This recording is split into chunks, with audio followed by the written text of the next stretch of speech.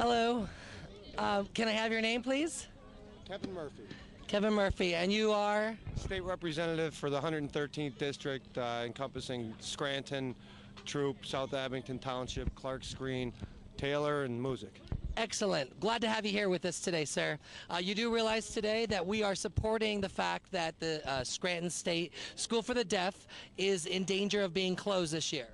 Yes, and that's why I'm here today, to support the students, the parents, the faculty, and the board members at the Scranton State School for the Deaf. I had promised them when the elimination of their budget was announced to me through the governor's budget address that I'd be there to fight with them to keep this school open from that point forward to the end. So I'm in to the end, and I look forward to bringing more public attention to a very critical issue here in northeastern Pennsylvania. And the Scranton State School for the Deaf does have a huge economic impact on not only Greenridge but Scranton and northeastern Pennsylvania, and that's something that has to be considered. But most importantly, this isn't a dollars and cents issue with regard to the economy or with regard to the students who attend the Scranton State School for the Deaf. It's about a culture, it's about social opportunities to grow, it's about meeting new people, and there's a lot of people that don't realize that there's a big, beautiful world out there. There's a lot of people that are in the same position with a hearing impairment, and the opportunities afforded to them through growth in social ways, and also academically and through sports participation is unbelievable, and it's something that has to be concentrated on. It's something that people have to realize. It's more than dollars and cents here. Of course, and also we realize that you understand that this is a dormitory residence for a lot of these students. Without having a place to actually reside while they're being educated, this does also cause another controversy. Well, that lends to the question of does this make sense? Was there enough study? Was there any research done whatsoever? Is there a transition plan in place whatsoever? And I think the question to the answer to all those questions is no. And I think it's very important. And I had asked Dr. Zohorchak, the Secretary of Education, during a Northeast delegation meeting, what the projected costs were for the students and what the investment was going to be for the taxpayers next year. And he didn't have any idea what That's not a real big coincidence in this situation. Yeah. So there's other things to be considered, just in addition to the cost of education, as you mentioned, the residents, the activities associated with the school, and there's a whole big package. And any time that someone would suggest that a school such as this should be closed and without having their homework done, it's exactly. It's very good point. unconscionable. Some other people in the other departments need to start doing their homework, is what we're finding out. Absolutely. That's a good way to put it. Absolutely. Thank you so much, and have a happy St. Patrick's Day, and thank you for supporting us here today. Happy Parade Day, and it's a pleasure to be here with my son PJ, my daughter Casey, and my son Michael as well. Excellent. Thank you so much. Hi there. Can I have your name, please? Yep, Kristen DePerry. Hi, Kristen. Nice to meet you. And what department do you hold at the School for the Deaf?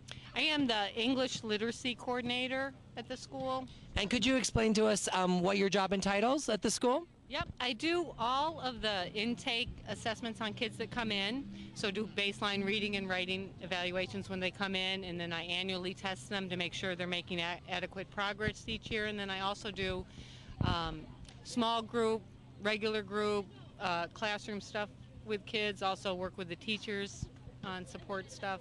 Okay, excellent. So obviously, I'm going to ask you a couple questions here. How do you feel about the governor's decision to close down the state school? Well, in the field of deaf ed in general, it's upsetting anyway, because people do not understand what this population needs in the form of language. And without language, access to everything is denied. So the governor is just one more example of someone who does not understand fully of what kind of things, especially this population needs to excel academically. So it's very frustrating to me. It's absolutely frustrating. This facility also does a bilingual and bicultural program? Right, exactly. And it's one of the few, maybe 10% in the country. I was in Boston and I moved here 5 years ago specifically to continue working in the program because it was a bilingual program. And what we do is teach, instead of thinking about the deaf child as a hearing child who can't hear and add things, we think of him as a deaf child and go about teaching him as a deaf child materials that are appropriate for him rather than as a hearing child without hearing. Exactly. Very different. Very different. Yeah. And also, how do you feel the fact that this is also a facility that does give dormitory residence to people from far and wide? Yeah, it's very important because it serves a purpose for children, especially as they get a little bit older, for social, academic, all the things that make you what you are and learn how to be independent. It's very, very important to have a dormitory component to it. Mm-hmm. Now, what do you think that the impact will be on these children once they are forced into public school systems with the type of curriculum that most have and the type of teaching skills that we have right now in this present day? I think you will put them into the most restrictive environment possible. Rather than least restrictive, it is the most restrictive. And it's very interesting. The statistics at our school, 71% of our population right now is from the other programs. They've come here. The average age is 12 years old, and the average reading level is first grade. So to send them back into that is unconscionable. And the governor does not know these numbers. He doesn't know these figures. He hasn't done any investigation into really looking into what are the issues that really hit our kids. No, and it's not, you're not saving any money. You're putting, like you said, an increase on the tax population. And not only that, that's even to make it sound like, well, the services will actually exist out there. They don't. We have such a horrible problem with trying to find certified interpreters for kids. The parents have to sign waivers if they can't find one. Really? You know, which wow. I would want to sign a waiver if the person talking to my child didn't have full language acts, you know? Exactly, yeah. So once again, the parents need to really understand that are supporting this school, that these children are in the best possible environment and they're with specialists, and that can't be ignored. Right, absolutely, absolutely. Yep, full access for them. That's what they should have, just as hearing kids do in a hearing environment. What is the difference between teaching a hearing student as opposed to a deaf student and the type of teaching that requires? Well, it starts with number one is how to teach them how to read. When you're reading and you get stuck on a word that you don't know, what do? I look in a dictionary. And say you don't have a dictionary, you're all by yourself with a book. You come to a word you don't know. What's the first thing you're going to do? I probably try to sound it out phonetically. Exactly. Now, if you can't hear, can you do that? No, you can't. Absolutely not. Right. So what do? I guess you would look at the word, try to understand. I'm at a loss for that. Exactly. But that's the point. And that's why the instruction for deaf kids with reading is so very different from how we teach hearing kids. The problem is, if you look at the statistic right now, the average deaf child graduating at 18 years old reads at a 3rd to 4th grade level in the country.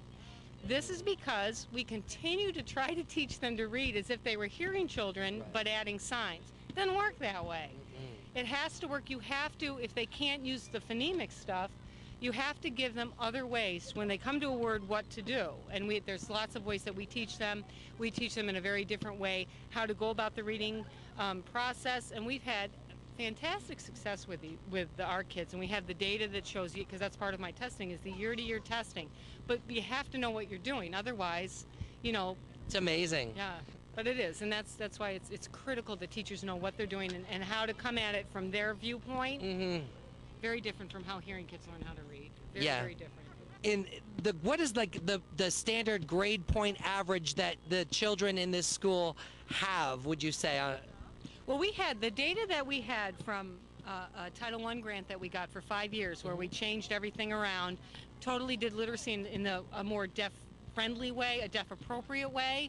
The national average shows that deaf kids will get a 3 months gain every year. Our data showed that we got at least 6 months, so we doubled the national average, which was a huge, doesn't sound like a lot. It sounds like a lot to me. But if you're trying to learn words in a whole, you know, it's very hard. It's very difficult. Really hard. But they can do it, and it works. Excellent. Thank you. Have a happy St. Patrick's Day. Thanks, to you. May the luck of the Irish be with us today.